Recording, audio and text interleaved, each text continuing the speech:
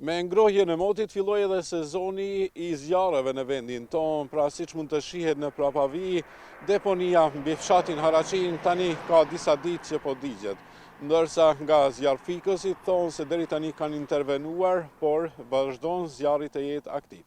Banorët e Haraqinës thonë se tani e disa ditë po përballen me kundërmimin e erës së keqe dhe tymin. Po e po shpi poshtë atje. Del këti me mos di shka bo me kushe ka kohë shka bo zdi. Duhet ndërmerret sepse kjo realisht u pengon qytetarëve. Po, sigurisht pengon. Vera. U pengon juve, sigurisht. Shumë, jo pak, po shumë na pengon. Shumë na pengon. A keni kërku ndërmerret, mbulohet? Kemi kërku të gretari, po, 8 bate, si vetë 8 bate. Mot ajo po shkojnë vetë edhe hitë kur gjo.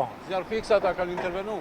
Jo, s'ka na ardhur. Si kemi pa të s'kemi pa. Bashkë sabah sot kur qova për një me aera këti vike vendit. Verës e me se gjithë herë, bilem në një e kena pas nalt me arlonca, pika në kushtoke Kumanovës, po e mshelëm ata, pjasi mo që 10 vjetë, kena pas probleme këtë me timin a konë, po si vjetë e mshelën ata, e nalë mu qumë edhe në reagun pak edhe e mshelën. Ta është kjo tjetra? Kjo që ta është kjo është, po janë të marue, ati një fabrikës për me reciklu.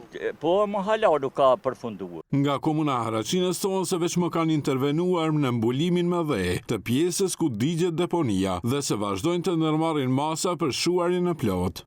Ndërmarrja publike komunale Ambienti Haraqin ndërmori masa urgjente dhe rasti u raportua menjëherë tek institucionet përkatëse. Për ngjarjen u njoftuan zjarrfikësit të cilët intervenuan me 3 deri në 4 herë me qëllim lokalizim dhe shuarin e zjarrit. Paralelisht ekipet e ndërmarrjes punojnë vazhdimisht për largimin dhe mbulimin e mbeturinave, me qëllim që të parandalohet plotësisht përhapja e sërishme e tymit.